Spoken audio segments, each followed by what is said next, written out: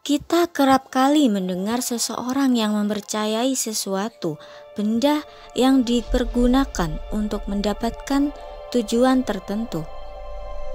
Benda-benda itu disebut jimat yang dalam penggunaannya dimaksudkan sesuai tujuan si pemakainya. Di Indonesia, dalam hal praktik perdukunan dikenal dua jenis aliran. Yang pertama aliran hitam dan yang kedua aliran putih. Ilmu hitam adalah pengetahuan tentang kebatinan yang berhubungan dengan pekerjaan setan atau pekerjaan mencelakakan orang.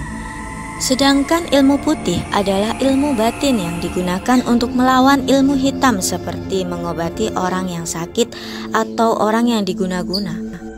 Orang sering mendatangi dukun untuk meminta pertolongan yang berkaitan dengan ilmu gaib.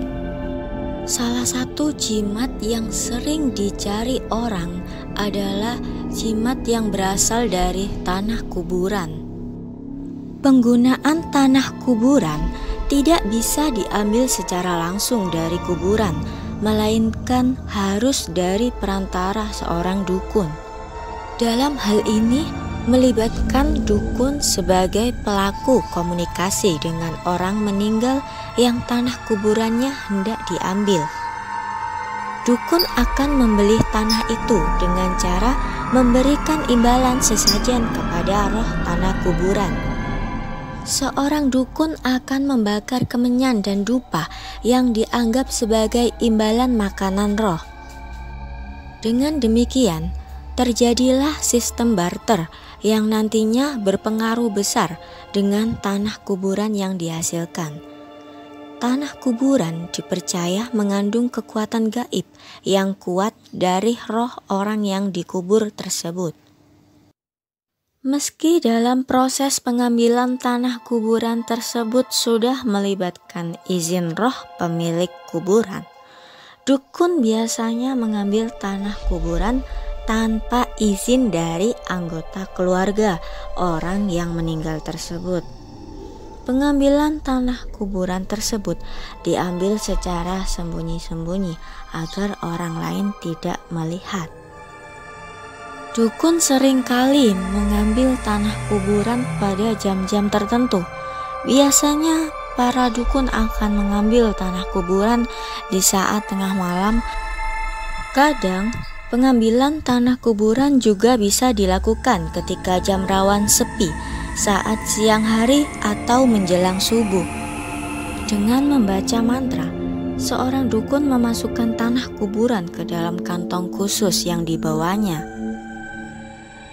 Untuk orang yang menginginkan jimat keberuntungan, biasanya target mereka adalah mendatangi kuburan seorang bayi.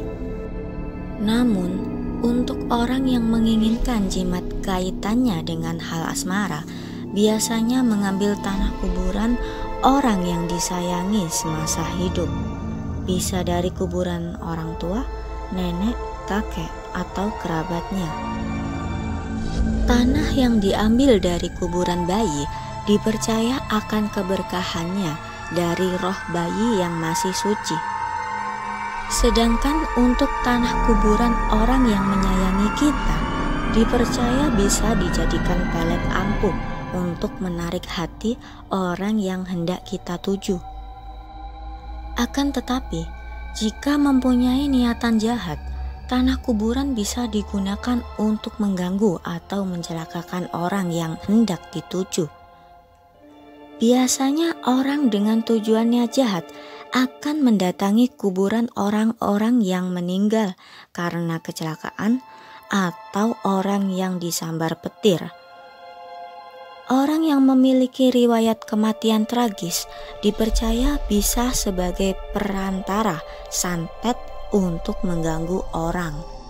Penampakan roh orang yang meninggalnya secara tragis dipercaya bisa membuat korban santet selalu ketakutan, bahkan bisa membuatnya menjadi gila.